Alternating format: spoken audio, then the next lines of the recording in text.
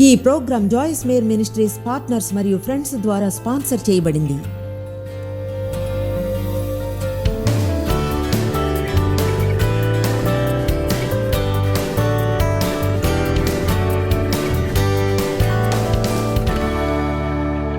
ప్రేమ మీద బోధించడం నాకు ఇష్టం. ఎందుకంటే నా జీవితంలోనికి ఇతరులను మరింతగా ఎలా ప్రేమించాలో తెలుసుకోవడం వలన ఎంతో ఆనందాన్ని తెచ్చింది. కనుక మీకు తెలిసినట్లుగానే మా టీవీ ప్రోగ్రాం పేరిదే ఆనందించాలి ప్రతిదిన జీవితం. ఎందుకంటే నేను ఎన్నో ఏళ్ళు గడిపాను ఒక క్రిస్టియన్గా జీవితాన్ని నిజంగా ఆనందించకుండానే. ఆ తర్వాత తెలుసుకున్నాను, యేసు మరణించింది మనం పరమునకు వెళ్ళడానికే కాదు, కానీ ప్రయాణాన్ని ఆనందించడానికి కూడా అని. మనం దాన్ని చేసే మార్గాల్లో ఒకటి కేవలం అదొక్కటే కాదు, అయితే చేసే విధానాల్లో ఒకటి మన మనసుల్లోంచి మనల్ని తీసివేసి అగ్రెసివ్గా సంకల్పంతో వెళ్ళిన ప్రతి చోట ఇతరులకు ఆశీర్వాదంగా ఉండడమే, చిన్న విధానాల్లోనూ పెద్దగాను. మీరలా చేసే సామర్థ్యం మీకుంది. క్రీస్తులో ఒక విశ్వాసగా, క్రీస్తులో మీరు ఒక నూతన సృష్టి, మీకు ఒక నూతన స్వభావం ఉంది. మీలోని ఒక భాగం ప్రజలను ప్రేమించాలంటుంది. మీలోని ఒక భాగం ఆత్మఫలం అంతటిలోనూ నడవాలని కోరుకుంటుంది. బైబిల్ గలతీ 5లో చెప్తుంది మనకు ఆత్మఫలం ఉంది అని. అది మనలో ఉంది. ప్రేమ, ఆనందం, శాంతి, సహనం, మంచితనం, కరుణ, మానవత్వం, సాత్వికత అవన్నీ కూడా మీలో ఉన్నాయి. ఆత్మ నిగ్రహం కూడా మీలో ఉంది. ఊహించండి. అందరూ చెప్పండి, నాకు అది ఉంది. అయితే మనకు శరీరం కూడా ఉంది. మనకు ఆ పాత స్వభావం ఉంది. అపొస్తలుడైన పౌలు అన్నాడు, అతడు సరైంది చేయాలనుకున్నప్పుడు అతనికి వ్యతిరేకంగా ఏదో పోరాడి బలవంతంగా తప్పైంది చేసేలా చేస్తుందని. నేను చేయాలనుకున్నది చేయలేను, చేయకూడదనుకున్నది చివరికి చేస్తున్నాను అన్నాడు. కనుక మనం గుర్తించాలి, మన లోపల ఒక యుద్ధం జరుగుతుందని. సాతాను బ్రతికే ఉన్నాడు, ఈ భూమి మీద ఉన్నాడు. అయితే మనకి వ్యతిరేకంగా ఉన్నదానికంటే మనలో ఉన్నది ఎంతో గొప్పది. లోకంలో ఉన్నదానికంటే మనలో ఉన్నవాడు గొప్పవాడు. ఆత్మలో నడిస్తే శరీర కార్యాలను నెరవేర్చరు. కనుక మనం ప్రతి తప్పు మనకుండే ఈ శోధనలన్నిటితోనూ పోరాడగలం. పాపంతోనూ, నేరభావపు ఫీలింగ్, శిక్షావిధితోనూ లేదా కొత్త ఫోకస్ ఉంచుకోగలం. ప్రతిరోజు లేచి ఇలా అనవచ్చు, ఈరోజు ప్రేమించడానికి జీవిస్తాను. మీరు కానీ ప్రేమతో నిండి ఉంటే, ఇతరులను కేర్ తీసుకునేంతగా పూర్ణ మనసుతో దేవుణ్ణి నిజంగా సేవించాలనుకుంటే, అప్పుడు చెడు విషయాలు లోపలికి వచ్చే ఛాన్సే ఉండదు. ఈ మధ్యన మంచి అలవాట్లు చేసుకోవడం, చెడు అలవాట్లను వదిలేయడం గురించి పుస్తకం రాసా. దాని పేరు breaking bad habits, making good habits పెట్టలేదు, making good habits, breaking bad habits అని. ఎందుకంటే మీరు మంచిని చేయడం మీద ఫోకస్ ఉంచితే చెడుదానికి మీ జీవితంలోనికి రావడానికి చోటు దొరకదు.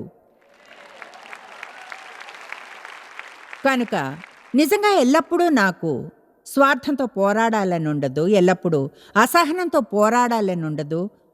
అలాగే అసహనం అయ్యేలా అవ్వడము బహుశా ఒక గొప్ప బలహీనత ఉందనుకుంటా. కాలరిక్ లేదా టైప్ ఏ పర్సనాలిటీతో. ఏమంటే మనకేం కావాలో మనకు తెలుసు, ఆ విషయంలో స్థిరంగా ఉంటాం, నిర్ణయం తీసేసుకుంటాం, దాని వెనక వెళ్తాం. దేవుడే సహాయం చేయాలి ఒకవేళ మీరు కానీ దారి కడ్డం వస్తే. అందుకని ప్రజలతో సహనంగా ఉండడం నేను నేర్చుకున్నాను. దానిలో ఇంకా పర్ఫెక్ట్గా అవ్వలేదు, అయితే ఖచ్చితంగా చాలా దూరం వచ్చాను. కనుక సంకల్పంతో ప్రజల పట్ల సహనంగా ఉంటే అప్పుడు నాలోని అసహనం పని చేయడానికి చోటుండదు. మీకు కావాల్సింది మీ వద్ద ఉంది. మీరు తెలివైన వారు, అక్షరాల అద్భుతమైన వారు. మీరు దేవుని స్వరూపంలో సృష్టించబడ్డారు. మీలో ఎంత మంచి ఉందంటే ఇప్పుడే మంచితనంతో పగిలి బయటకు వచ్చేంతగా ఉంది. మీకు కావాల్సింది మీలో ఉంది. మీరు అది నమ్మకపోతే మీరు ఇది చేయండి, అప్పుడు ఇంకెన్నడూ చేయరు. మీరు ఇతరులను ప్రేమించడానికి జీవించండి. ఆ పని దేవుని కోసం చేయండి, మీకోసం కాదు. దాని నుంచి ఏం పొందుతారో అని కాదు. అవును, ఇతరులను సంతోషపరచడానికి చేయండి, అయితే అది రెండో ఉద్దేశంగా ఉండాలి. మన మొదటి ఉద్దేశం దేవుడు మన కోసం చేసిన ప్రతి దానికి ఆయనకు థ్యాంక్స్ చెప్పడంగా ఉండాలి. ఎంతమంది దేవుడు మీకోసం చేసిన దానికి అభినందన చూపాలనుకుంటారు? ఇలా అనాలని థ్యాంక్ యూ జీసస్. అయితే అలా ఎన్ని రకాలుగా చేయగలరు? ఇలా అనవచ్చు థ్యాంక్ యూ జీసస్. అయితే అలా చేయడానికి మిలియన్ మార్గాలున్నాయి. ఒకవేళ పరిశుద్ధాత్మ చేత నడిపింపబడ్డం కానీ నేర్చుకుంటే జరిగేది చూస్తే ఆశ్చర్యంగా ఉంటుంది. దేవుడు మీకు చూపించే చిన్న చిన్న విషయాలు ఇంకే మనిషికి ఆయన ఎన్నడూ చూపించనివే అయితే చూపిస్తాడు. చిన్న విషయాలు మీరు చేయాలనుకునేవి అవి మీకు చిన్నగా కనిపించవచ్చు, కానీ ఇంకెవరికో అవి పెద్ద విషయాలు. దేవునికి అవి పెద్దవే, ఎందుకంటే ఆయన చెప్పినది వినాలని మీరు అనుకుని చేసినందున. ఆమేన్. మా తోడుకోడలు నిన్న చెప్పింది, దేవుడు ఆమె మనసులో చేయమని చెప్పే వాటిల్లో ఒకటి ఏమిటంటే ప్రతి ఉదయం వాకింగ్ చేస్తుంది. ఆమె ఉన్న చుట్టుపక్కల చాలామంది వయసైన వారు ఉంటారు. ఆ మంది వాకింగ్ చేసేప్పుడు ఆరంభించాను వాళ్ళ న్యూస్ పేపర్స్ తీసుకుని వాళ్ళ ఇంటి ముందు వేయడంతో. చూడండి, ఆ పని చేయడానికి ఆమె ఎక్స్ట్రా వెల చెల్లించలేదు, కొన్ని అడుగులు తప్ప. దేవుడు మనల్ని దేనికోసం యూజ్ చేస్తాడో చూస్తే ఆశ్చర్యంగా ఉంటుంది. మనం కానీ పరిశుద్ధాత్మ నాయకత్వాన్ని అనుసరించడానికి సిద్ధంగా ఉంటే మీలోని ప్రతి ఒక్కరూ దేవునికి వేగు కాగలరు. అంటే అందరం దేవునికి వేగుల్లా ఉండాలి. అలా అండాల్లో అర్థం ఏమిటంటే ప్రతి ఉదయం మీరు బయట ప్రపంచంలోనికి వెళితే దేవుని కవచాన్ని వేసుకుని వెళ్తారు. క్రీస్తులో మీరెవరో మీకు తెలుసు. ఎవరినో ఇంప్రెస్ చేయడానికి వెళ్ళక్కర్లేదు. ప్రజలు మీ గురించి బాగా అనుకోవాలని వెళ్ళక్కర్లేదు. మిమ్మల్ని పక్కన ఉంచుకోండి. మిమ్మల్ని దేవునితో డిపాజిట్ చేసుకున్నారు. మీరు ఎలా అంటే ఓకే దేవా నీ కోసం పనిచేస్తా. ఒకటి చెప్పనా, మీరు దేవుని పేరోల్ మీద ఉన్నప్పుడు ఆయనే మిమ్మల్ని చూసుకుంటాడు. మీరు దేవుని పని చూసుకుంటే ఆయన ఎల్లప్పుడూ మిమ్మల్ని చూసుకుంటాడు. తర్వాత మీరు గమనించి ఆగి మీరు విని ఆ తర్వాత చూస్తారు. తెలుసా, లిస్టులు కూడా వేయవచ్చు. ప్రజలకేం కావాలో చెప్తున్నప్పుడు వాళ్ళకేం కావాలో, ఏం అవసరమో, ఏం కోరుకుంటారో మీరు వింటే, ఒకవేళ వెంటనే అది చేయలేకపోయినా మీరు అది వ్రాసుకోండి. దానికై ప్రార్థించండి. మీకేం కావాలో ఇవ్వమని దేవుణ్ణి అడగండి. లేదా అనుకుందాం ఎవరి ఇంట్లోనో ఫర్నిచర్ లేదని విన్నప్పుడు, లేదా ఎవరైనా అంటే ఏమనంటే నాకున్నదంతా బెడ్రూమ్ ఫర్నిచరే, హాల్లో కుర్చీ కూడా లేదు, వంటింట్లో సామాను కూడా లేదు, మీరు వాళ్ళకి కావాల్సినవన్నీ వెళ్ళి కొనివ్వలేరు. కానీ అగ్రెసివ్గా వెళ్ళి మరికొంతమంది క్రిస్టియన్స్ని కలుపుకుని చెప్పవచ్చుగా, చూడండి ఆ వ్యక్తికి కావాల్సినవి ఇవ్వగలిగితే బాగుంటుంది. ఎంతో వినోదంగా ఉంటుంది. ప్రజల అవసరతలు తీర్చినప్పుడు అద్భుతంగా ఉంటుంది. ఆమేన్. ఇప్పుడు యోహాను 21:15 నుంచి 18 వచనాలు చూద్దాం. వారు భోజనం చేసిన తర్వాత సీమోను పేతురుని చూచి, యోహాను కుమారుడైన సీమోను, వీరికంటే నీవు నన్ను ఎక్కువగా ప్రేమించుచున్నావా అని అడుగ్గా అతడు, అవును ప్రభువా, నేను నిన్ను ప్రేమించుచున్నాను, నీవే ఎరుగుదు అని ఆయనతో చెప్పాను. యాంప్లిఫైడ్ ఇది ఇంకొంచెం ఎక్కువగా ఉంది. ఇప్పుడు అదంతా చదవను. వరుసగా 3 వచనాలు దాదాపు అదే చెప్తున్నాయి. యేసు నా గొర్రె పిల్లల్ని మేపమని అతనితో చెప్పాను. మీలో ఎంతమంది క్రింద దాన్ని చూస్తున్నారు? అవును ప్రభువా, నీకు తెలుసు ప్రేమిస్తున్నానని. అక్కడున్న చివరి వాక్యం నా గొర్రె పిల్లల్ని మేపు. ఓకే. యేసు, పేతురు నన్ను ప్రేమిస్తున్నావా? అవును ప్రభువా, నీకు తెలుసు. అయితే నా గొర్రెలు మేపు. రెండోసారి, పేతురు నన్ను ప్రేమిస్తున్నావా? అవును ప్రభువా, నీకు తెలుసు. 16వ వచనం అదే విషయం. 17వ వచనం, నా గొర్రెలను మేపుము, నా గొర్రెలను మేపుము. వచనం చెప్తుంది పేతురు కొంచెం వ్యసన పడ్డాడని. యేసు 3వసారి కూడా అతడిని ఇలా అడిగినందుకు, నన్ను ప్రేమిస్తున్నావా? అదెలా అంటే నేను చెప్పిన దాని మీద నీకు నమ్మకం లేనట్లుంది. అవును ప్రేమిస్తున్నా. అయితే తర్వాత తిరిగి ఒక ఇన్స్ట్రక్షన్తో వస్తాడు, నా గొర్రెలను మేపు. అసలు దానికి అర్థం ఏమిటంట? అది చాలా సింపుల్. తెలుసా, నేను కానీ ఈనాటి భాషలో అలా చెప్తే ఇలా చెప్పుండేదాన్ని, పేతురు నన్ను ప్రేమిస్తున్నావా? అవును ప్రభా, నీకు తెలుసు. అయితే ఎవరికైనా హెల్ప్ చేయి. పేతురు నన్ను ప్రేమిస్తున్నావా? అవును ప్రభా, నీకు తెలుసు. అయితే ఎవరికైనా హెల్ప్ చేయి. పేతురు ప్రేమిస్తున్నావా? అవును ప్రభువా, నీకు తెలుసు ప్రేమిస్తున్నానని. అయితే ఎవరికైనా హెల్ప్ చేయి. మన ప్రేమను చూపించగలిగే గొప్ప విధానం యేసు మనకు చేసిన దానికి అభినందనగా, మన కోసం మరణించినందున, మన పాపాలకు శిక్ష అనుభవించినందున, తన రక్తాన్ని చిందించినందుకు, సాతాను నుంచి నరకపు తాళాలను మరణాన్ని తీసివేసినందుకు, మృతుల్లోంచి లేచినందుకు, ఆయన వెల చెల్లించి కొన్న ప్రతి దానిలోనూ మనకు భాగాన్నిచ్చినందుకు, క్రీస్తుతో మనం సహవారసులం, మనకున్న జీవితానికి థ్యాంక్ యూ చెప్పడానికి ఉన్న గొప్ప విధానం ఎవరికైనా హెల్ప్ చేయడమే.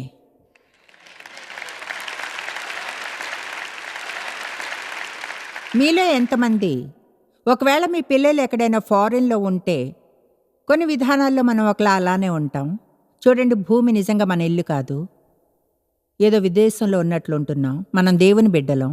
మీలో ఎంతమంది మీ పిల్లలు కానీ ఫారిన్లో ఉంటే ఎంతగా అభినందిస్తారో ఒకవేళ ఎవరైనా వారిని బ్లెస్ చేసి హెల్ప్ చేసి వారి అవసరాలను తీరిస్తే? చూడండి, మనం అలా చేసినప్పుడు దేవుడు అభినందిస్తాడు. ఎవరికైనా హెల్ప్ చేయండి. ప్రపంచంలో మనం చేయగల సింపుల్ విషయాల్లో ఒకటది. జీవితంలోని ప్రతిరోజు ఇలా చేసే అవకాశం ఉంటుంది. ఒక్కరోజు కూడా ఇలా చేసే అవకాశం రాలేదు అనేది ఉండదు. ఇది చేయడానికి మీ మనసు నిండా ఇతరుల కొరకు ఏం చేయగలమన్న దాంతో నిండి ఉంటే ఏమిటో చెప్పండి, రోజంతా మీ మనసులో మీరే ఉండడానికి చోటు ఉండదు. దీని దగ్గరకు 2 రకాలుగా రాగలను. ఇలా అనగలను, మీ మనసులోంచి మిమ్మల్ని తీసివేసి ఇతరులకు హెల్ప్ చేయండి. అలా చాలాసార్లు చెప్పాను. దాని ఇంకా మంచిగా చెప్పాలంటే ఇతరులకు ఏం చేయగలమన్న దాంతో మనసుని నింపి ఉంచుకోండి. మీ గురించి ఆలోచించుకోవడానికి టైం ఉండదు అప్పుడు. ఇతరులకు ఎంత బ్లెస్సింగ్గా ఉంటే, ఎంతమంది గమనించారు మీరెంతగా ఊరికినే ఉంటే అంత సంతోషంగా ఉంటారని? రోజంతా ఊరికే కూర్చుని ఉంటారు, ఏమి చేయకుండా. రెండో రోజు కూడా ఏమి చేయరు. నేనేం చెప్తున్నా, సోమ మంగళ బుధవారం వచ్చేప్పటికి కోపం వస్తుంది. మీ జీవితం మీకు నచ్చదు. ఇంట్లోని వారందరి మీద కోపం, మనసు నిండా స్వయంజాలు ఉంటుంది. ఎందుకంటే మీకు చేయడానికి ఏమీ ఉండదు, ఊరికినే కూర్చుని మీ గురించి ఆలోచించడం తప్ప. కానీ బయటికి వెళ్ళి ఎవరికైనా బ్లెస్సింగ్గా ఉంటే, ఇప్పుడు శరీరానికి ఎలాంటి అసౌకర్యం నచ్చదు. నాకు అలా చేయాలని లేదు. చూడండి, శరీరానికి చల్లగా ఉంటే నచ్చదు, వేడిగా ఉండడం కూడా. అందరికీ టీవీ ప్రోగ్రాం ఇష్టం, అయితే వెలిగే లైట్ల గురించి ఫిర్యాదులు చేస్తారు. నాకు బ్రేక్ ఇవ్వండి. ఇప్పుడు ఫిలిప్పీ 2:4-7 చూద్దాం. మనం పూర్తిగా కొత్త వైఖరితో ఉండాలి. ఫిలిప్పీ 2వ అధ్యాయం చూడండి. యేసు ఈ భూమి మీదకు వచ్చి మన కోసం చేసిన త్యాగాన్ని చేయనవసరం లేదు. ఆయన గాని ఒక సరైన వైఖరిని మెయింటైన్ చేసుకుని ఉండకపోతే, తెలుసా, ఎఫెసీ 4లో చెప్తుంది మనం మన మనస్సుని వైఖరిని రోజు నూతనీకరించుకోవాలి అని. మీలో ప్రతివాడును తన సొంత కార్యములను మాత్రమే గాక ఇతరుల కార్యములను కూడా చూడవలెను. క్రీస్తు యేసును కలిగిన ఈ మనస్సు వైఖరినే మీరును కలిగి ఉండుడి. యేసు ఉద్దేశం ఏమిటి? ఆయన బందీలను విడిపించడానికి వచ్చాడు, జైలు ద్వారాలను తెరవడానికి, మనకి హెల్ప్ చేయడానికి. రోజు మన ఉద్దేశం ఇతరులకు హెల్ప్ చేయడమే అవ్వాలని. క్రీస్తు యేసును కలిగిన ఈ మనస్సు వైఖరే మీరును కలిగి ఉండుడి. విధేయతలో ఆయన మీకు మాదిరిగా ఉండేలా. ఆయన దేవుని స్వరూపము కలిగిన వాడై ఉండి దేవునితో సమానంగా ఉండుట విడిచిపెట్టకూడని భాగ్యమని ఎంచుకొనలేదు గాని, మనుషుల పోలికగా పుట్టి దాసుని స్వరూపమును ధరించుకొని తన్ను తానే రిక్తునిగా చేసుకొన్ను. మరియు ఆయన ఆకారమందు మనుష్యుడిగా కనబడి మరణము పొందినంతగా విధేయత చూపిన వాడై తన్ను తాను తగ్గించుకొనేను. ఇప్పుడు ఒక్క సెకండ్ ఇక్కడ ఆగుదాం. యేసు ఇక్కడకు రావడం, మానవ శరీరాన్ని ధరించడం, నేను పోల్చడం అనేది ఆరంభించే ఒకే ఒక విధానం, అది ఇప్పటికీ ఒక చెడుదే. ఒకవేళ మనం గాని నిర్ణయించుకుంటే, ప్రపంచంలో నేల మీద పాకుతున్న చిన్న చీమల రాజ్యానికి అవి మంచి జీవితాన్ని పొందాలని, మనం మన మానవత్వాన్ని వదిలి చిన్న చీమలమై జీవితమంతా మట్టిలో వాటితో కలిసి పాకాలని, అవి సంతోషకరమైన జీవితం జీవించడానికి. మనం దేవుడు తన సొంత కుమారుణ్ణి మన కోసం పంపిన దానిలోని అర్థాన్ని తెలుసుకోలేము. మహిమలో నివసించే ఆయన ఇక్కడకు రావడం, మానవ శరీరం ధరించడంలో దేవునికి ఎలా ఉండి ఉంటుందో గొప్ప సవాలుగా ఉండి ఉంటుంది. చెప్పాలంటే మనకి గుర్తున్నట్లుగానే సిలువ వద్దకు వెళ్ళడం అంత ఈజీ ఏం కాదు. గెసెమన్ని గారిని గుర్తుకు తెచ్చుకుంటే ఆయన ఎంతో కష్టపడి ప్రార్థించాల్సి వచ్చింది. ఆయన శరీరం ఆయన మీద చేసే డిమాండ్స్ని దాటి ముందుకెళ్ళడానికి రక్తమే చెమట బిందువులుగా మారిపోయింది. అది ఎంతో ఒత్తిడి సంఘమా. కనుక అప్పుడప్పుడు స్వార్థంగా ఉండే శోధన ఆపుకోవడం బాధ కలిగించకూడదు. ముందుకు సాగండి. శరీరానికి అసౌకర్యం కలిగినా సాగి దేవుడు చేయమని చెప్పాడన్నది చేయండి. మీకు ఉదాహరణ చెప్తాను. తెలుసా, ఇది న్యాయంగా ఒక సరైన శాతమే. ఎందుకంటే నేను 37 ఏళ్లుగా బోధిస్తున్నాను కనుక ఇటువంటి ఎన్నో ఎన్నో ఎన్నో మీటింగులు చేశాను. దాదాపు 80% క్రిస్టియన్స్కి ఎవరో ఒకరి మీద కోపమే.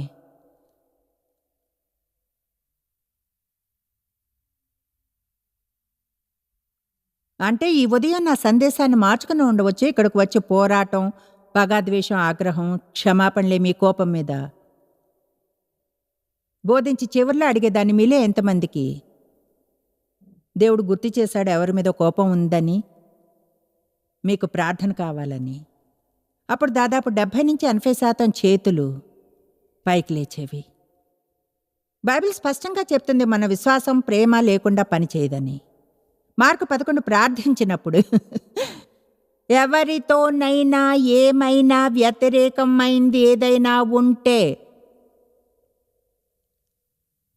ఎవరి పట్లైనా వ్యతిరేకంగా ఏదైనా ఉంటే ఎవరి పట్లైనా ఏమైనా ఒకవేళ అది న్యాయమైందని మీరు అనుకున్నా సరే, దేవుడు అంటాడు వద్దు వద్దు వద్దు వద్దు. న్యాయంగా మనం దేవుని కోపానికి అర్హులమే. ఈరోజు ఆయనకి మన మీద కోపం లేదు. కమాన్, అంటే దేవునికి మన మీద కోపానికి హక్కు ఉంది. మనల్ని తిరస్కరించడానికి, ఆయన సన్నిధికి దూరంగా ఉంచడానికి. ఖచ్చితంగా మన పట్ల మంచిగా ఉండక్కర్లేదు. అయితే ఆయన అందులో ఎదిగాడు. ఎందుకంటే దేవుడే ప్రేమ. ప్రేమ కోపంగా ఉండడానికి సాకు వెతకదు. ప్రతి ఉదయం ప్రార్థించడానికి నాకు ఇష్టమైంది. అదిగా ప్రార్థించుకుంటే ఆగి నన్ను నేను సరిచేసుకుంటాను. దేవా, ఈరోజు ఎవరి మీద కోపంగా ఉండను. ఎవరి పట్ల నాకు ఏది వ్యతిరేకంగా లేదు. ఒకవేళ నేను మర్చిపోయిన చోట ఏదైనా బయట గాని వస్తే దాన్ని కేర్ తీసుకోవాలి. ఎవరి మీదైనా కోపం ఉంటే వదిలేయండి, విడిచిపెట్టి వెళ్ళిపోనివ్వండి. మీ విశ్వాసం పనిచేసేలా. శత్రువులకై ప్రార్థించండి, శత్రువులకు ఆశీర్వాదంగా ఉండండి. నేను పాస్టర్స్కి ఎప్పుడు చెప్తుంటాను, మీ చర్చిలో ఎవరైనా ఉండుంటే వారిని నమ్మి వాళ్ళకు తర్ఫీదునిచ్చి నాయకత్వంలో ఒక హోదాన్నిచ్చి ఉంటే, చివరికి వాళ్ళొక మైల్ దూరంలో చర్చిని ఆరంభించి మీ గుంపులోని కొంతమందిని తీసుకుని వెళ్తే, మీరు చేయగల శ్రేష్టమైంది, మీరు చేయగల శక్తివంతమైంది వాళ్ళకు సౌండ్ సిస్టమ్ను కొనివ్వండి.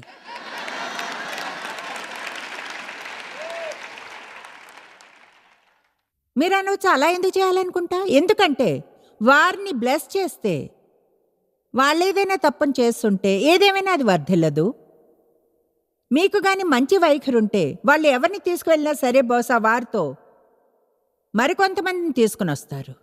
అయితే మీరు పగాద్వేషాన్ని పెంచుకుంటే అప్పుడు మీరు మీ సభ మీద ఉన్న అభిషేకాన్ని మూసివేస్తారు. మరింత ఎక్కువ మంది వెళ్ళిపోతారు. అదే మీ ప్రైవేట్ లైఫ్లోనూ జరుగుతుంది. ఎవరి మీద కోపం వస్తుంది, ముందుగా వారి కోసం ప్రార్థన చేసి ఇలా అంటారు, వాళ్ళు ఆశీర్వదించబడకూడదు. నాకు అర్థమైంది, అర్థం చేసుకోగలను. దేవునితో ఇలానూ అనవచ్చు, వాళ్ళు ఆశీర్వదించబడకూడదు. అయితే వాళ్ళు ఆశీర్వదించబడతారని చెప్పావు, అందుకే అలా చేశా. ఆమేన్. ఓ, మీ అందరికీ అర్థం అవుతుందా? All right.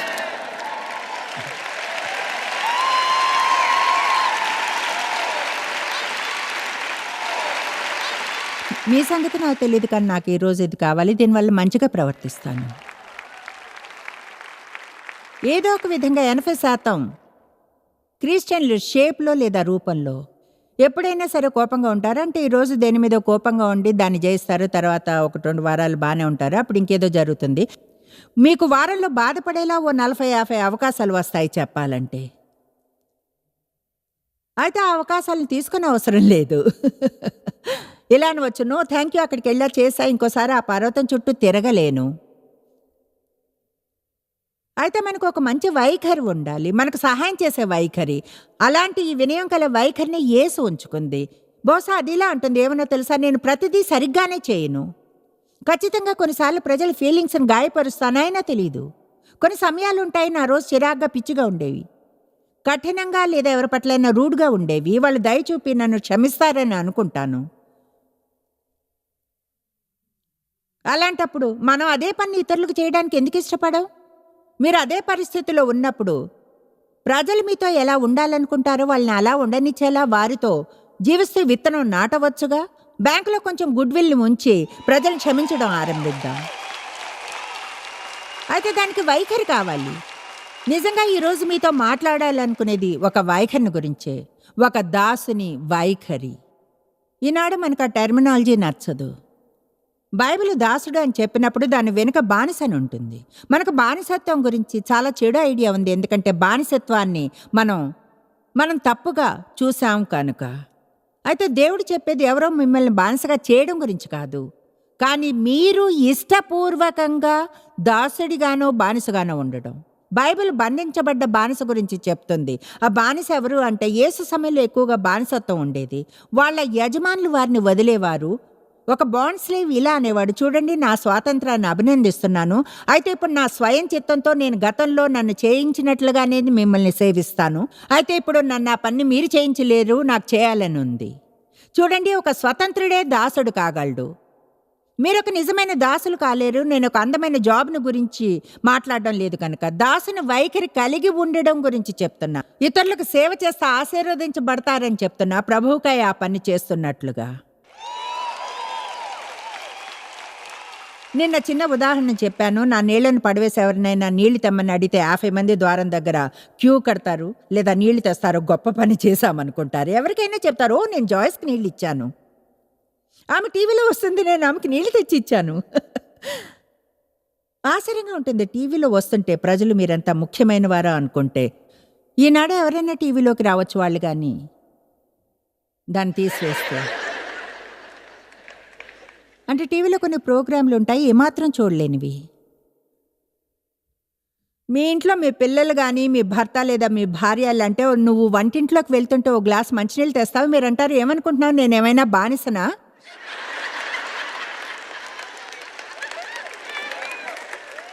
అదంతా వైఖరిని గురించే. మీకో విషయం చెప్తాను, నేను దేవుని గురించి చాలా కథలు చెప్తాను. అయితే దేవుని గురించి ఒక విషయం చెప్తాను. దేవ్ ఇంటి వద్ద నాతో మంచిగా ఉంటారు అంటే దేవుని గురించిన వేరే కథలను చెప్తాను ఈ వీకెండ్లో.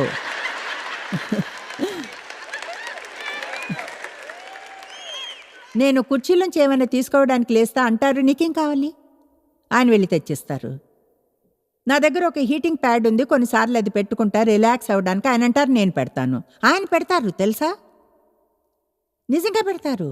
ఇది చాలా కాలంగా చాలా బాగా పనిచేస్తుంది. ఆయన చేయడానికి నేను పనులు వెతుకుతాను. హనీ కుక్కను బయటకు తీసుకెళ్తారా, నాకు కొంచెం నీళ్ళు ఇస్తారా, నాకు అది తీసివ్వరా, నాకు ఒక చిన్న ఇప్పుడు లిస్టులు ఇస్తా, మీరు లేచినప్పుడు నా హీటింగ్ ప్యాడ్ని తెస్తారా, టిష్యూని ఇస్తారా, తాగడానికి ఏమైనా. అది కానీ విరుక్కుంటే ఫిక్స్ చేయడం ఎందుకు? ఆమేన్. మీతో నిజాయితీగా ఉండి చెప్తాను, డేవి దాసుడనే విషయంలో నాకంటే ఎంతో మెరుగైన వారని నేను ఇంకా దానిపై వర్క్ చేస్తున్నాను. మీరు ఆ చోట వరం పొందితే సహజంగా ప్రజలకు హెల్ప్ చేయడానికి ఇష్టపడతారు. God bless you. అయితే నిజం చెప్పాలంటే నేను దానిపై వర్క్ చేయాలి, ఆ పని సంకల్పంతో చేయాలి. మీలో ఎంతమంది నాతో కలిసి ఆ సంకల్పంతో చేస్తారు? All right. అపొస్తలుల కార్యాలు 10:38 నాకెంతో ఇష్టం. చెప్తుంది, యేసు మంచిని చేస్తూ వెళ్ళాడు అని. తెలుసా, అది ఎంతో అందంగా, నాకెంతో సింపుల్. ఏమనంటే మనం మనదే కాదు ఇతరుల జీవితాలను బాగు చేయగలం. ఒకవేళ రోజు లేచి ఇలాగానంటే, దేవా ఈరోజు ఎవరి పట్ల మంచిగా ఉండగలనో చూపించు. తెలుసా, యేసు చెప్పాడు ఆయన మనల్ని ప్రేమించినట్లుగా మనం ఇతరులను ప్రేమించాలి అని. అతి గొప్ప ఆజ్ఞ ఏమిటంటే దేవుణ్ణి పూర్ణ మనసుతో ఆత్మతోనూ బలంతోనూ ప్రేమించాలన్నదే. రెండవది, మిమ్మల్ని మీరు ప్రేమించుకున్నట్లు పొరుగువారిని ప్రేమించడం. మీరు ఎన్నడూ తెలుసుకోలేనంతగా జాయిస్ మేర్ మినిస్ట్రీస్లో మీరు మాకెంతో ముఖ్యం. మిమ్మల్ని అభినందిస్తున్నాం. మా ప్రపంచ వ్యాప్తపు మినిస్ట్రీ సాధ్యం అయ్యేలా చేసే మా ఫ్రెండ్స్ మరియు పార్ట్నర్స్ కి థ్యాంక్స్. అందరం కలిసి ఆకలిగొన్న వారికి భోజనం పెడుతున్నాం, బీదలకు బట్టలు ఇస్తున్నాం, సువార్తను దేశాలకు చాటుతున్నాం. మమ్మల్ని కాంటాక్ట్ చేయండి లేదా joycemeer.org ఈ రోజే విజిట్ చేయండి. మీ ప్రార్థన విన్నపాలను కొరకు, అలాగే మరిన్ని సాధనాలను గురించి తెలుసుకోండి. జాయిస్ మేర్ షెడ్యూల్ ని చూసి భాగస్వామిలో భాగమవ్వండి, క్రీస్తు ప్రేమను ప్రపంచమంతటా పంచుకోవడానికి.